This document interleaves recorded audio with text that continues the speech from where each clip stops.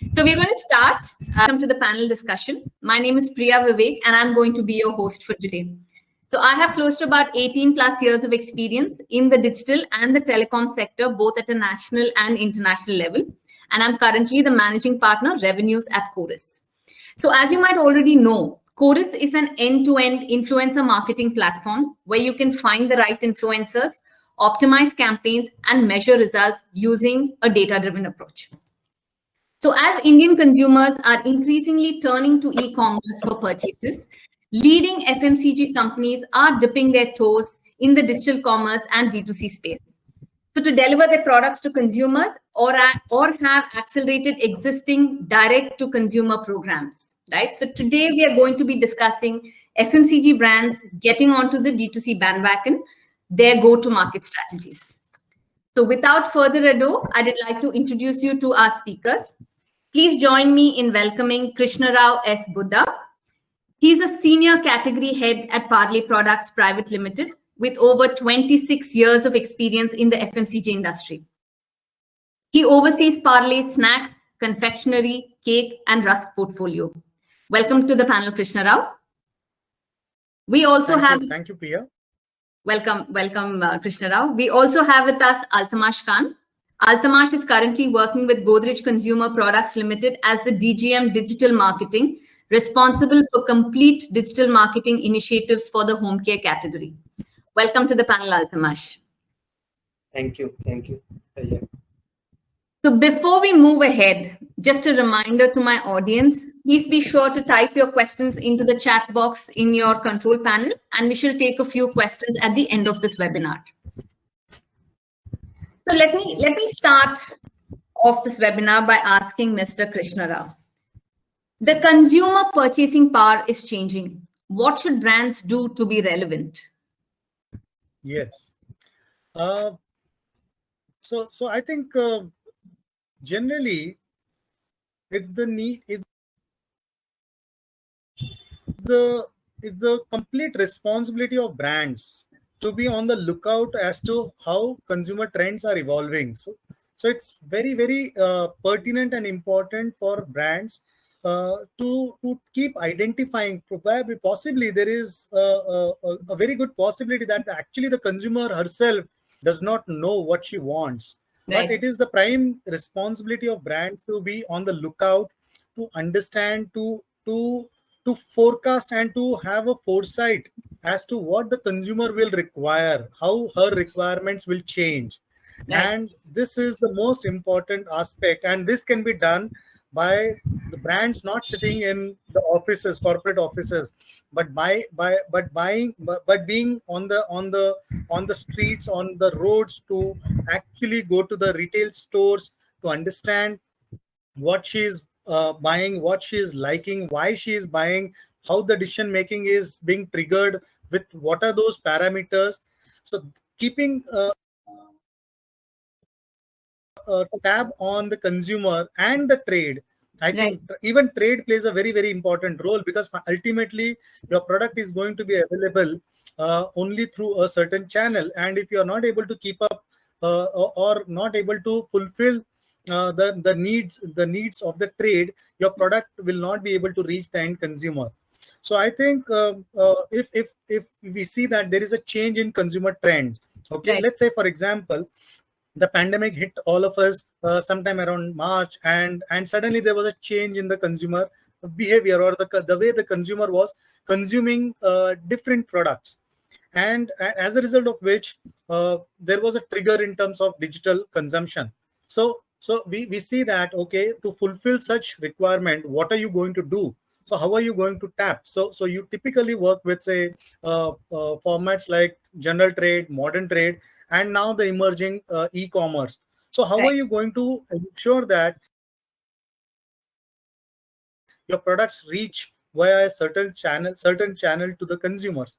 I think those are certain proactive measures that the brands must take to ensure that they are able to cater to the ever-changing demand or ever-changing requirements of our consumers. Absolutely. Thank you, Krishna Rao. What are your thoughts, Altamash? So I think I completely agree with what Krishna Rao has been saying it. But I'll just add one thing, that is, along with the purchase power, there's also behavior change which has happened. Right. And being relevant is one of the key tasks, or the most important task for any brand. That is, we need to be relevant to our core TGs, or the customer who we want to cater to. And especially, like, on with digital, okay, there are multiple ways of, like, you can build that relevance with your TG. I think one of the ways to do it is also to have that connection with your customers. If you keep talking to your customer, and that's one of the way where you can build that relevance very well and very strongly. That Right. one-on-one communication, and especially from a CPG point of view, if you see, talking to each customer on one-on-one basis is like a dream. But thanks to digital and technology, like, being chatbot, being WhatsApp APIs, being forums wherein people can come and give the reviews and all, it gives an opportunity to be more connected with the consumer, to know what they actually want. And the other part is that, how do we put customer first? Like, are we listening to them enough with all the regular social listening activities, all the reviews, the queries of the customer? How much do we understand their queries and then revert back to them? And that personalization and that one-on-one connection do helps brand to build that relevance, and have that one step ahead of of competition as well. That you're building that relevance and being relevant in consumers in life, and being very well connected to them. Along with the trends, which what Krishna Rao mentioned, that yes, the trends are the thing which needs to be latched on and looked upon. Along with Absolutely. it. Yeah. Absolutely. I mean, yeah, that's very true. That's very true. Thank you, Altamash. So just moving on, Altamash, let me ask you, what value might a digital channel give customers that other channels can't provide? Is it simplicity? Is it convenience? Is it value, or different products? I think it is all, like, thanks to pandemic, it's very clear that that digital channel do create values, and it do create through, say, a multiple driver, I'll say. Okay, and Mhm. all the four things, being simplicity, convenience, value, or types of products, are all drivers which drive value to Right. Right. right. I think one of the biggest driver is convenience, and how easy it has become shopping, like, online shopping, or a D2C shopping, or any kind of online shopping. It becomes convenient for the users. It brings that convenience and ease to them. It definitely brings value, and today, like, it's been driven through a lot of offers, and which do bring value to the consumer. At times, they also bring the different types of product bundling. You might get only a particular variant or a type of product bundling available only on online. That's Right. also a value which comes to the consumer. So I think overall it do bring a lot of value to the consumers. From the consumer end, it's definitely brings a lot of value. Right. No, no, very interesting. Absolutely. So I think convenience is definitely, and I think because of the pandemic, people are looking forward to more convenience than, Correct. yeah, simplicity or value or anything of that sort today. That's true. Krishna Rao, what is your perspective on this? Clearly convenience, actually. I slightly beg to differ. I'm saying simplicity, not really. I think we have a way to go. We have a long way to go in terms of simplifying things. There are lots and tons of audience there who find it extremely difficult to maneuver, who find extremely difficult to select, to download the app, and in fact, the last mile, which is the payments itself becomes extremely challenging. So I think pandemic time, so no one cares for actually as much of a value. I'm saying value is so relative. If you look at, say, convenience, I think convenience is something, if you are at home, you don't want to step out. Absolutely. And say, for example, you have senior citizen parents, okay, and you are residing somewhere abroad, and such are the times, and you want to ensure that your parents are well taken care of in terms of groceries or any such requirements. Right. Convenience, I think it is sheer convenience which works absolutely in favor of digital, I would say, or e-commerce or e-stores for that matter. So it becomes extremely easy for anyone, for generally consumers. And here a consumer does not really seek value. I'm saying value, again, I said, is subjective and relative. Right. So for that audience, convenience and a product on MRP, available at MRP, I think is great value. because no one has to step out. That itself is a big advantage. So I think that's convenience. I think by far is the largest driver for digital. No, absolutely. So I think today, even from exercising at home to, senior citizens buying vegetables online has become, people are getting used to it, right? People want to do something like that. We wouldn't have thought of this maybe 1.5 years back or 2 years back before COVID, right? So absolutely. I think convenience, of course. Right. Thank you, Krishna Rao, for that. So, Krishna Rao, if I may ask you, what are your thoughts on digital commerce? Would you say, is it immediate sales and leads, or is it brand awareness? Actually, it is both. So immediate sales, definitely. It's though you may have a brand may have teething trouble initially to begin with. Right. So it's not very easy to onboard a digital commerce. So one may have several challenges before one gets it right. But once you get it right, then I can say that it's an immediate sale actually. Then there is no looking back, because if it fits into the scheme of things with any of the partners, I think it's a matter of time that one starts really clocking a fantastic business. And thereafter, of course, there are other aspects of business in terms of logistics or supply chain management, making the product, ensuring that the product is available, the freshness, if it is a food product, the shelf life, the freshness of the product, and the quality. All those are definitely very, very critical aspects of business. But yes, once you are able to sail through the initial listing process, I think it's definitely the immediate sale. I think that comes first than anything else. Right, and your last mile connectivity also, right? And the last mile connectivity, absolutely. I think that is the most critical parameter actually, Priya. Thanks for helping. Last mile connectivity, because I know of lots and lots of consumers who say, okay, for example, if I'm not able to get my groceries during the same day, or at least in couple of hours, then actually it's of no use to me. So there are lots of consumers who want it really, who value express deliveries. And I think the trick to, say, for example, the success of the likes of Swiggy's and Zomatos is that you are able to get your food delivered in less than, say, 45 minutes or max to max 1 hour, and which is a very, very fantastic proposition. Right. Absolutely. Thank you, Krishna Rao. Thank you for your thoughts. Altamash, what about you? Tell me, what do you think? So I'll say that I'll probably add to what Krishna Rao has mentioned. So definitely, like, it definitely brings direct revenue. Like, that's a direct value in terms of business. The revenue. It's a channel where it's one more channel for sales, especially for FMCG, or that it brings that opportunity to sell more, and that's one more channel. But there's a lot of indirect value also which it brings on table. Okay, and let me just touch upon one point of saying that let's just look at from the data point of view. The kind of data-driven insight, okay, which today any D2C or any e-commerce brand is sitting on today, okay, and the kind of data which it captures, okay, it's a lot of indirect value which comes on table for a brand and organization. Absolutely. It is one of the most easiest way to collect your first-party data.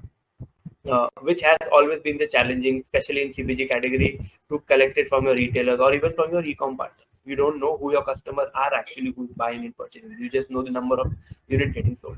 With D2C or with that channel, you definitely have that first party data, and that gives you much more deeper and sharper insights about your audiences. Their shopping behavior, shopping preference, their buying habit. If somebody is purchasing your product at 12 in the night, definitely she's using your convenience part and buying it, and that's why the product is there on top of the mind, and you're definitely high on consideration set. Your brand is definitely high on consideration set. But the moment somebody sees an ad and then go and purchase it, you are able to convert them from probably they might have decided and wanted to come. So the kind of insight which can come out of it is enormous, and the kind of data, that's an indirect value also which it brings apart from the revenue. And the bigger the channel is going to become, the more marketers are going to understand their consumers better. There will be more insights and data about it. I think another thing which apart from data and insight, the one more thing which is very important, that it gives the brand an opportunity to increase their affinity in the consumer's life, right? You can cross sell, you can upsell, you can be in touch with them, you can regularly take feedback because you know who they are, you have their point of contact, you can Correct. get in touch in multiple ways. On digital you can get in touch on multiple ways, and you Right. can increase our affinity in the consumer mind, like brand affinity, that and being more and more on their top of the mind. I think apart from direct values, it definitely brings a lot of indirect value also in table, and that's going to be the future as well, for Very true. Very true. And I also think brand awareness directly impacts your sales at the end of the day, Yes. right? I mean, Correct. so somewhere it does lead to sales. Yes, it definitely does. Right. Thank you, Altamash. That was insightful. So I'm going to ask you the next question again. So Altamash, has the pandemic accelerated the pace of digital adoption for leading FMCG companies as they are attempting to fast track their online adoption journey? I think online was there. A lot of FMCG brands and were there, and they have taken that journey and have moved upward in that digital maturity or probably digital capabilities from that sense. Definitely, pandemic has helped that to fast pace this adoption. From both from the consumer lens and from the brand lens as well, and especially in CPG category. Looking at the way the internet has grown in past 1.5 to 2 years, the way it has reached out to the to the tier 2, tier 3 towns, even rural sets of India, and the way consumers started consuming content or interacting with it, the behavior has changed humongously.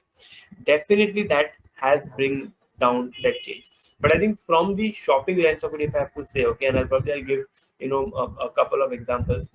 If you look at it today, the behavior, okay, WhatsApp, it's a social commerce. Right.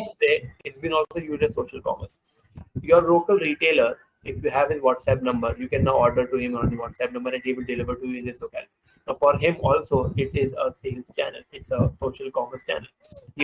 Nobody would have thought of that before pandemic, that I can just give a call or drop a message to my local retailer, Kirana store, and he will deliver the goods tomorrow morning to me. Correct. And even big giants of FMCG, there are big FMCG companies during the first wave and even the second wave, they use WhatsApp very effectively to tell people that where the products are available. We were in that mix, right, in the wave one, that we were in complete lockdown. We never know where the products are available, where it will be available, will a specific SKU will be there or not. And through the WhatsApp services, with just single message sending on your brand handle, you will come to know the location which retailer has the product. So even big FMCG CPGs are using it to their experience, and this wouldn't have happened pre-pandemic. Pandemic has helped us, use technology far better, use technology and to the convenience of it.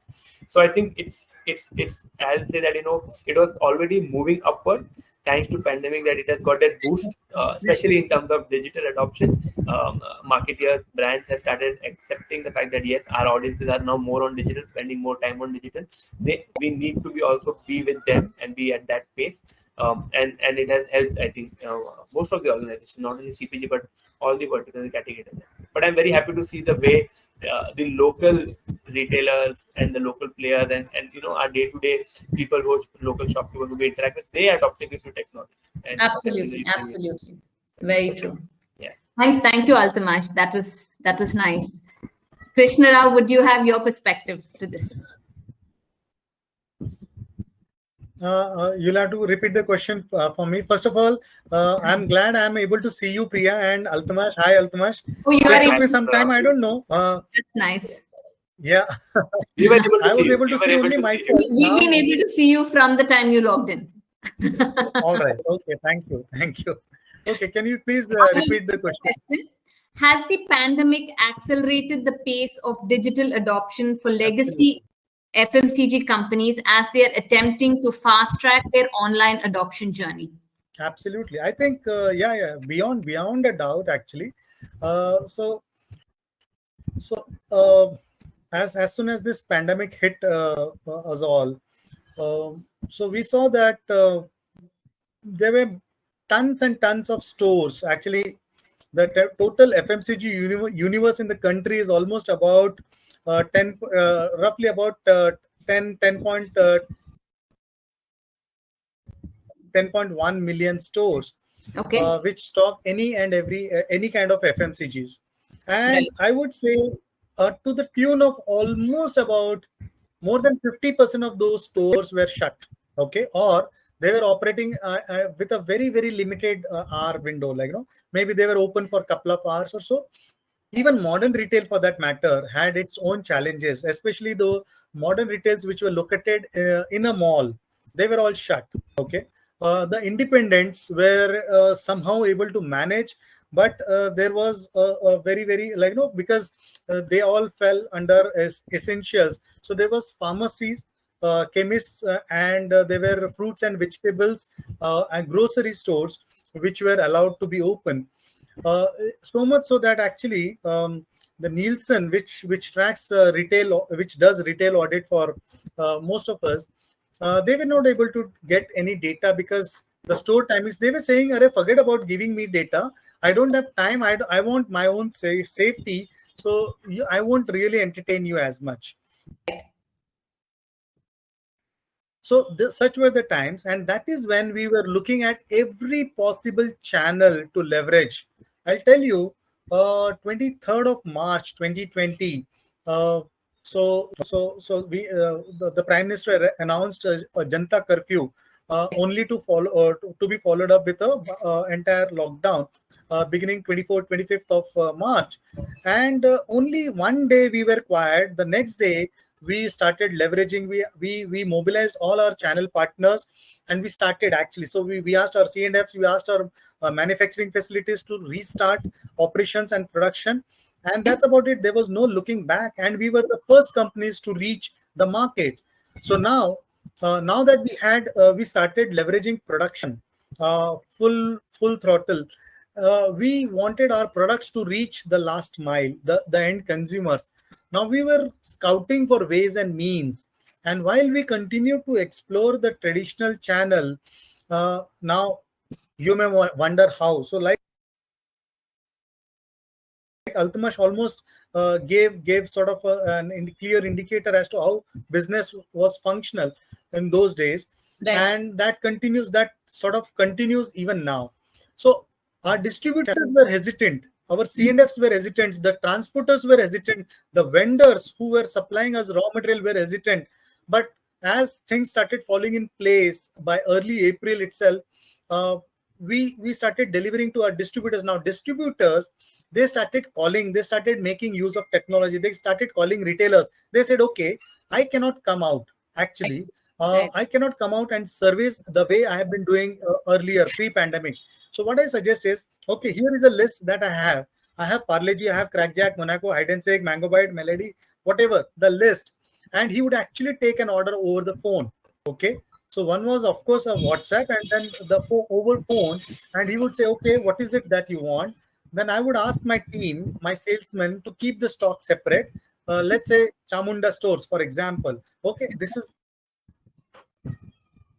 the stock, and this is your bill amount. Let's say 10,000 rupees, 15,000 rupees, whatever.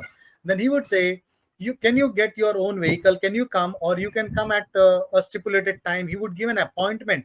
9 o'clock, store A. 9:15, store B. 9:30, store C. And the stocks would be ready. They would actually come up in their own vehicles. They would just maintain all the protocols of social distancing and hygiene, etc. They would actually take the goods back to their stores, and that's how they would actually retail. So that's one option. The other options were, we started exploring other channels like Swiggy. Zomato also ventured into grocery because they did not have restaurants. Restaurants were all shut. So what were they supposed to do? So they ventured into groceries, and we sort of aligned with them. There were other partners like Dunzo and all, and who sort of helped us to ensure that we were able to reach the last mile. Though Swiggy, Zomato did not really last for long time, but definitely they did chip in and they did facilitate a lot of deliveries. Besides, then as we went further, sometime towards May, June is when the likes of Big Basket, Grofers, Flipkart Grocery, Amazon Grocery, they swung into action, and they actually started getting their act together. And of course, that was the time when JioMart was also launched. And Correct. JioMart also started enabling a lot of deliveries. I think, and consumers started really responding well to all these channels. JioMart, despite being a late entrant, was able to actually activate 80 cities.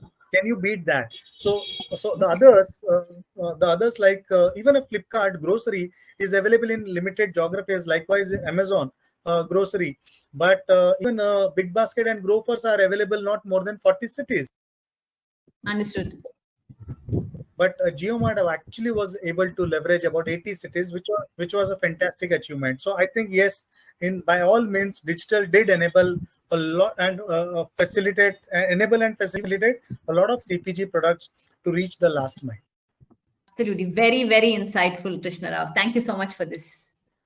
Thank you so much. So I'm going to ask you the next question. So Krishna Rao, could you share your thoughts on leveraging data and technology to strengthen e-commerce strategy? Yes. So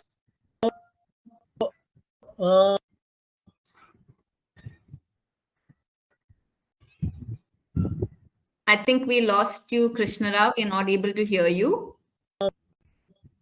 I think I have already partly answered in the previous. We are not able to hear you. We are not able to hear you. Yeah. We are unable to hear you, Krishna Rao. Oh, I'm sorry. I don't know what happened. Okay. Yeah. So I said I partly answered how we leveraged certain partners to Right. ensure that the products were we were able to reach our products to the end consumers. Besides that, so we've definitely used technology to facilitate overall our business. So, for example, implementation of SAP sometime about several years ago. I think that has definitely helped us. A very focused supply chain management program has also helped us ensure that the right product mix is able to reach the right customers. I think, yeah. So that's how we've been, and we also explored to actually have our own e-store, which is sort of still work in progress and at a very, very nascent stage. But we are still exploring viability and feasibility for such a store, considering that our products are valued at a very low cost, because that becomes extremely challenging. Biscuits which are priced at 5 rupees and 10 rupees, though we have now packs which are priced at upwards of about 150 rupees, and we have a lot of gift packs which are priced at 200, 300, 500 rupees. But we are still exploring ways and means as to how we can leverage our own e-store to ensure that our products are available at to the end consumer at a far easy in a much easier way, or a very, very convenient manner. Right. Thank you, Krishna Rao. Thank you for that. Altamash, do you have? I mean, what are your thoughts? Yeah. So I think data and technology is the way to go, right? And be it e-commerce, be it digital commerce, or any kind of online sales. Right. And one thing which I also touched upon in my previous topic or previous question, that you sit on a lot of or enormous amount of insight, right? And there's a lot of data which you sit on, which helps you get into sharper, deeper insights, help you make more analytical related decisions and those kind of things. So Right. with data, this is just gonna become bigger and bigger. Okay, let me tell you. So one of the ways which definitely any e-commerce player, or which they have been using it, or probably they will continue using it, that with knowing the shopping behavior, knowing the buying pattern, knowing the preferences, the recommended products are shown to us, the related products are shown to us, and that's going to be the way of it's gonna just increase from that level. Look at it from the other level. If they have to increase their market share, they have to reach out to more and more set of audiences. They can go and create much sharper cohorts, more sharper segments, and then accordingly try and capture those set of audiences. Right. There's a big play of personalization. If today any e-commerce player or any any digital commerce player who has a lot of insights about any set of audiences, they can communicate to them in the way what the consumer is preferring. Okay, and that personalization and that touch helps the brand to to connect better and to grab that attention, to talk to them in what they prefer, and it helps that build that connect with the audiences. So personalization is going to get boosted only and through with data and technology. Data will help us create a lot of cohort segment understanding. Technology will help us reach out to those audiences basis that segmentations. Our marketing campaigns and media campaigns are going to be much more micro segments will be created, more sharper segments will be created. We will analyze data at a much deeper level. Actions will be taken based on that. So there's a lot of action which can be taken through data and technology, especially when it comes to e-commerce players, because they have the last leg, the final leg data as well, that the final purchase behavior or final purchase action as well. They can relate to a lot of data in go back and research. So from being exposed to final action taken to them, they will know where the gaps are, and it can be leveraged to a great extent. I think so. That's definitely that. So yes, data and technology is going to play a much bigger role. Yeah, of course. Of course, I think predicting trends by leveraging large data is going to be or is going to make a huge difference for any company today. So absolutely. Thank you, Altamash. I think we're just coming to the end of it. Let me just take one question for you, Altamash, if that's okay. Yeah, sure. I'm just going to check on the audience questions right now.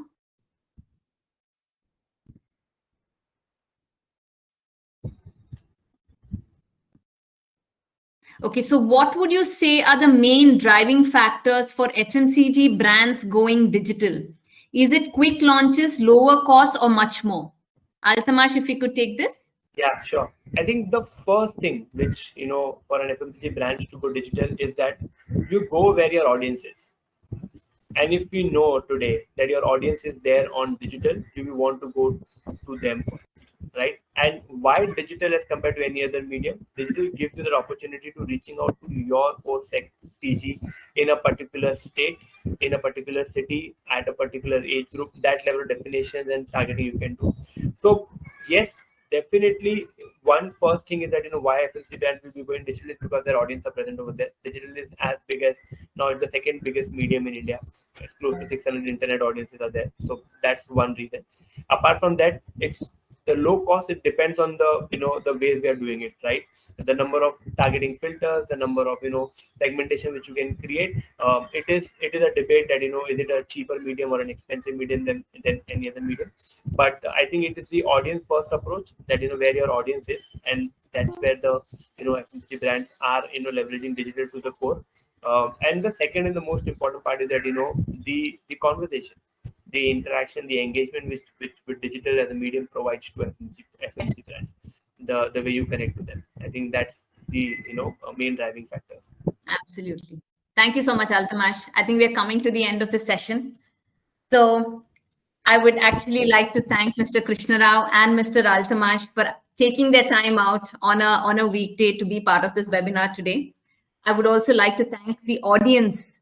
And I really hope it has been an interesting session to one and all present here today. And I hope you're taking back something after this webinar. Also, last but not the least, my entire team at Chorus, who has worked really hard to putting this entire webinar together. Thank you all once again. Have a very good evening, and all of you stay safe. Thank you so much. Thank you so much, Priya.